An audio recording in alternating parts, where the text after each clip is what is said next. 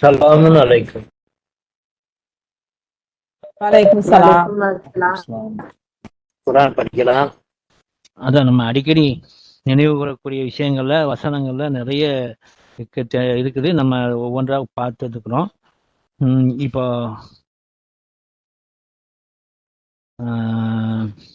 33, 35 பார்த்தோம்.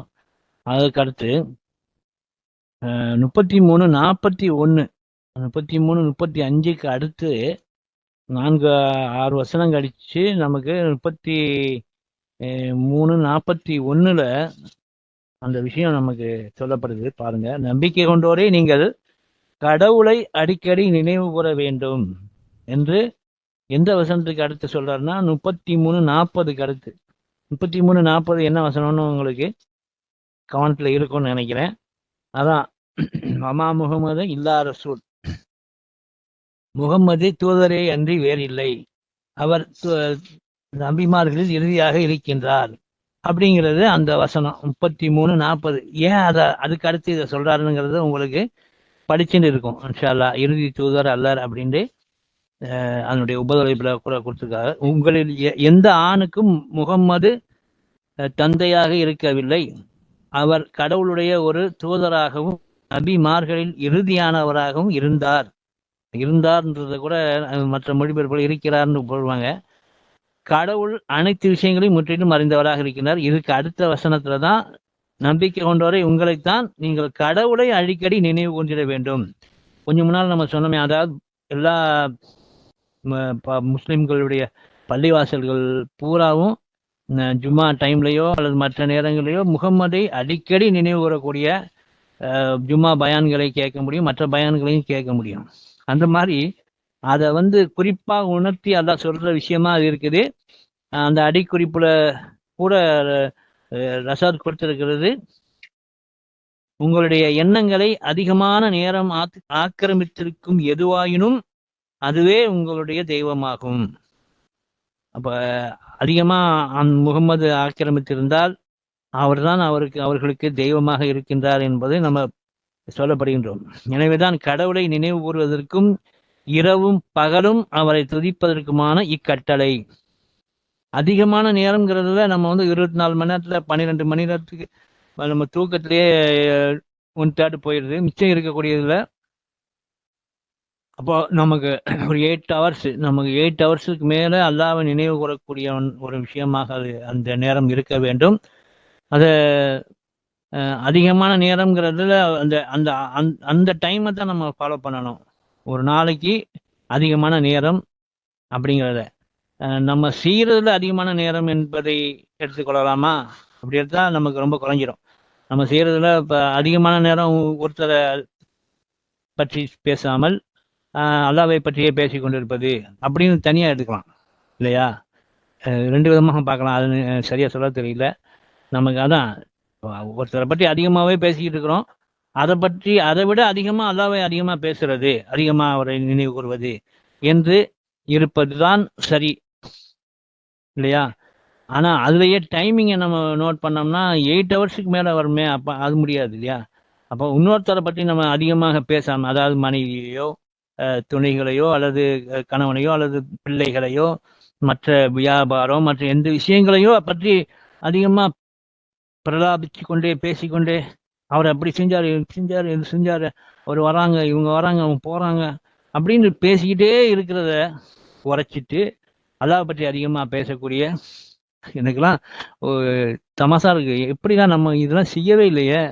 நம்ம உட்காந்து என்ன சொல்லியிருக்கிறோம்? அல்லாஹ் பற்றி ஏதாவது சொல்லி இது மாதிரி சொல்லியிருக்கிறோமா? இந்த மாதிரி தவறான பேச்சு பேசுற, இது அல்லாஹ்வுக்கு எதிரான பேச்சு, இது சரியா பேசு, அல்லாஹ் அடிக்கடி இந்த அல்லாஹ்வை பிஸ்மில்லா சொல்லு, அல்ஹம்துலில்லாஹ் சொல்லு, மாஷா அல்லாஹ் லா குவத்த இல்லா பில்லா சொல்லு. பிள்ளைகள்கிட்டயோ அந்த நம்மளோட கூட இருக்கக்கூடிய பெற்றோர்கள் துணைகள் அவங்கள்ட்டயோ நான் அதிகமா சொல்றேன். நானா சொல்லலை, என்னைய சொல்றேன், நான் மற்றவங்க எப்படின்னு தெரியல. அந்த விஷயத்தை நம்ம ஃபாலோ பண்றோம்னா ஃபாலோ பண்ணல, இன்னும் அதிகமா செய்ய வேண்டிய ஒரு கட்டாயம் நமக்கு. ஏன்னா நம்ம ஆன்மாவை காப்பாற்றுவதற்கு ஒரே வழி அதுதான். அந்த வழியை நம்ம தவற விட்டு விட்டோம் என்றால் நம்ம இன்னும் பல முயற்சிகளில் ஈடுபட்டு ரொம்ப கஷ்டப்பட்டு அதான் எது எங்க போறது, நம்ம இது ஈஸியான வழியை விட்டுட்டு கஷ்டமான வழியை நான் வந்து அதான் ரொம்ப நேரம் ஆம், தொழுவேன் ரொம்ப நேரம், அதான் 40 பக்தெல்லாம் 40 என்னமோ சொன்னாங்களே, 40 நாளோ 40 பக்தர் தொழுவார் ஒருத்தர் அப்படின்னு சொல்லி அந்த மாதிரியான ரூட்டையெல்லாம் போய் தேடிட்டு இருக்க வேண்டிய அவசியமே இல்லை. அதான் பல சமயங்களில் நம்ம வந்து பிரயாசப்படணும், நம்ம தர்மம் செய்ய நிறைய தர்மம் செஞ்சு அதை அடையணும், அதாவது ஏதாவது ஒன்று செஞ்சு அடையணுன்ற நம்ம முயற்சி செய்கிறோம்ல, அதை வந்து ஈஸி பண்ணுறதுக்கு தான் இது. அடிக்கடி அதாவது துதித்து நினைவு கூறி அவரை பற்றி பேசி இருந்தோம் என்றால் அந்த நிறைய மார்க் நமக்கு ஒழுங்கிட்டே இருக்கும் இன்ஷா அல்லாஹ். அடுத்தது 62ஆம் அத்தியாயம் 10வது வசனத்தையும் சொல்றாரு ஜும்மா தொழுகை பற்றி. ஜும்மா தொழுகை பற்றி தான் இந்த 3வது ஏற்கனவே 2 முறை சொல்லிட்டேன், இந்த வாட்டியும் சொல்றேன். தொழுகை முடிந்து விட்டவுடன், ஜும்மா தொழுகை முடிந்து விட்டவுடன் கடவுளின் வெகுமதிகளை தேடுவதற்காக பூமி முழுவதும் நீங்கள் பரவி செல்லலாம். மேலும் நீங்கள் வெற்றி பெறும் பொருட்டு கடவுளை அடிக்கடி நினைவில் கொள்ளுங்கள். இந்த வெற்றிங்கிறது மறு உலக வெற்றி, இந்த உலகத்துல சாதிப்பதல்ல, வெற்றி அடைவதல்ல. மறு உலகத்தின் வெற்றியை அடையும் பொருட்டு, பெரும் பொருட்டு நீங்கள் கடவுளை அடிக்கடி நினைவில் கொள்ளுங்கள். அப்ப அதை செஞ்சாதான் நம்ம தப்பிக்க முடியும், நமக்கு வெற்றி கிடைக்கும் மறு உலகத்துல. அதை ஜும்மா தொழுக பிறகு அதை செய்ய சொல்றாரு எல்லாம். கடவுளின் அந்த ஜும்மா முடிஞ்ச பிறகு நீங்க வேலைக்கு போங்க, வியாபாரத்துக்கு போங்க, தொழிலுக்கு போங்க, படிக்க போங்க, என்ன வேணாலும் போங்க, ஆல் யுவர் பிஸ்னஸ். அதுக்கு ஜும்மா தொழுகைக்காக டிராப் ஆல் யுவர் பிஸ்னஸ்.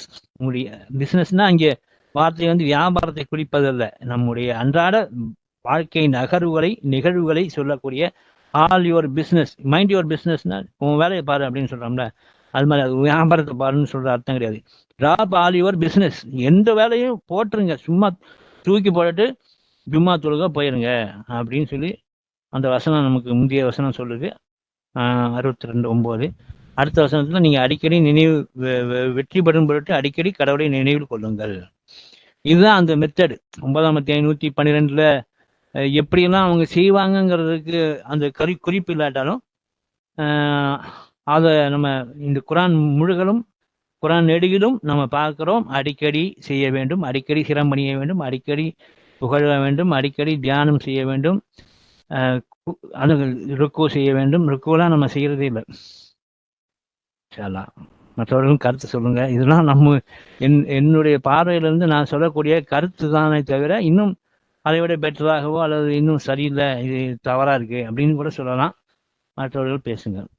தொடர்ந்து 9:51 ஆச்சு.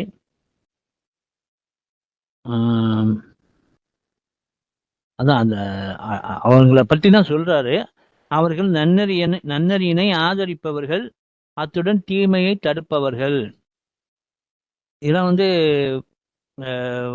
உலக ரீதியான விஷயங்களாக இல்லை. அல்லாஹ் நன்னறிங்கிறது நமக்கு உச்சபட்சமாக அது ஷஹாதத் லா இலாஹ இல்லல்லாஹ் கலிமா, அல்லாஹ் மட்டும் என்று சொல்லக்கூடிய அந்த விஷயம்தான். அல்லாஹ் மட்டும் என்று சொல்வதில் அது எல்லாமே உள்ள அடங்கிடும். மற்ற காரியங்களும் பெற்றோர்களை இணக்கமாக நடத்துவது, மற்றவர்களை இணக்கமாக போன இதுல கூட நம்ம 52வது தேதியில கூட அது இருக்குது. நம்ம படித்தோம் நேற்று நடந்த நிகழ்வுல குர்ஆன் வகுப்புல 52ல அந்த அவர்கள் எப்படி நடந்துக்குவாங்க அப்படிங்கிறத 52ஆம் அத்தியாயத்தின் முந்தைய வசனம் பார்த்தோம். அவர்கள் கூறுவார்கள், மறு உலகத்துல அவங்க சொல்லுவாங்க, நம் மக்களுக்கிடையில் கனிவுடனும் எளிமையுடனும் நாம் இருந்து வந்தோம். அப்ப அதெல்லாம் நம்ம அன்றாட நம்முடைய நிகழ்வுகள்ல இருக்க வேண்டும். அது இருந்தால்தான் இந்த மாதிரியான ஒரு நிகழ்வு இது கிடைக்கும். இது கிடைச்சா அது கிடைச்சிடும். உங்களுக்கு புரியுதுன்னு நினைக்கிறேன். அதாவது அல்லாஹ் அடிக்கடி நினைவு கூர்ந்து பாவத்திற்கு வருந்தி புகழ்ந்து தியானித்து குனிந்து வழிபடக்கூடியவர்கள், அவங்க எல்லாமே அவங்களுக்கு ஈஸியாயிரும், அவங்க சால்வ் ஆயிரும், எல்லா பிரச்சனையுமே அவங்களுக்கு இல்லாம போயிடும். மக்கள்கிட்ட கனிவா நடப்பதில் எந்த சிரமமே அவங்களுக்கு இருக்காது.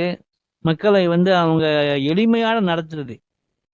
எளிமையோட நடத்துறதுங்கிறதுல அது உண்மையிலே ரொம்ப டஃப்பா இருக்கும். நமக்கு எடுத்தெறிஞ்சு பேசுவது, இகழ்வது, கொஞ்சம் குறைவா உள்ளவர்களை, சமமா உள்ளவர்களை கூட கொஞ்சம் ஈஸியா நடத்திக்குவோம்.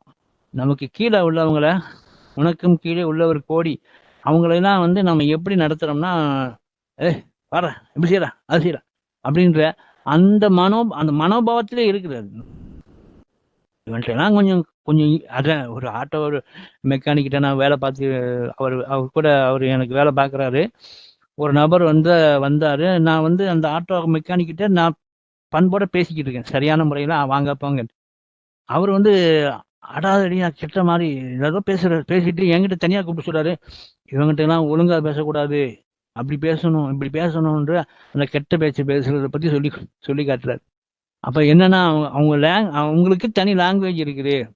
அந்த மாதிரி பேசினா தான் அவங்க வந்து செய்வாங்க, வேலை செய்வாங்க, ஒழுங்கா நடப்பாங்க அப்படின்னு நினைக்கிறாங்க. ஆனா எல்லார்கிட்டயுமே நம்ம வந்து அந்த சமமாக இங்கிதத்தோட அழகுணர்ச்சியோட பண்போட நம்ம பேசக்கூடியவர்களாக இருக்கணும். அதான் எளிமையா நடக்கிறது.